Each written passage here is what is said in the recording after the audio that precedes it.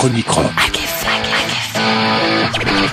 La chronique rock par Full Common.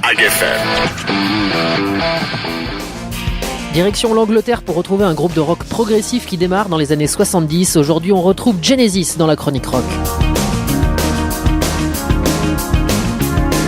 À l'origine, Peter Gabriel, Mike Rutherford, Tony Banks et Anthony Phillips qui fondent le groupe en 1967. S'en suivront de nombreux changements dont l'arrivée de Phil Collins en 70, mais revenons au début du groupe. Jeunes étudiants, férus de rock, les premiers membres se retrouvent en 67 pour former un groupe. Il leur suffira que de 2 ans pour sortir un premier album intitulé From Genesis to Revelation, un véritable échec commercial. L'album est tellement mauvais que par méconnaissance, plusieurs disquaires le classent dans la catégorie musique religieuse. En 70, un nouvel opus est produit, Trespass.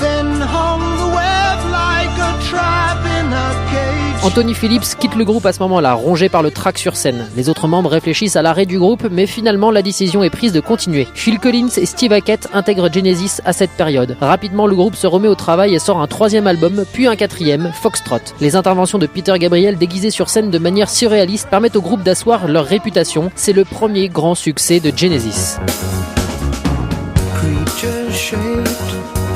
Un an plus tard, Selling England by the Pound paraît dans les bacs. L'album est le premier à percer aux USA. Peter Gabriel va quitter le groupe au moment de la sortie du 6e opus, se sentant de moins en moins à l'aise dans le groupe. Après plusieurs auditions, finalement c'est Phil Collins qui prendra la place du chanteur. Et en 77, Steve Hackett quitte le groupe à son tour. Genesis devient un trio. Il sortira même un album clin d'œil s'intitulant And Then There Were Three.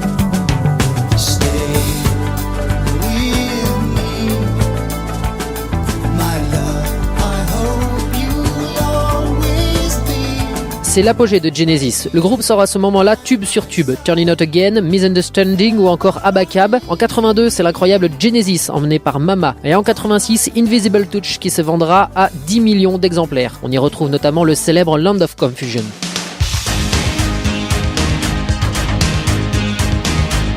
En 1991, c'est le dernier grand succès qui paraît, We Can Dance. Il signe à la fois la fin de la période rock classique aux USA et la volonté du groupe de jouer sur le côté décalé en le nommant ainsi. Phil Collins quitte alors Genesis pour se consacrer à sa carrière solo. Un dernier album sortira mais sans grand succès. Entre 2006 et 2007, Genesis se reformera le temps d'une grande tournée internationale. Depuis, le projet d'une réunion est totalement abandonné, Phil Collins souffrant d'une insensibilité des doigts l'empêchant de jouer de la batterie.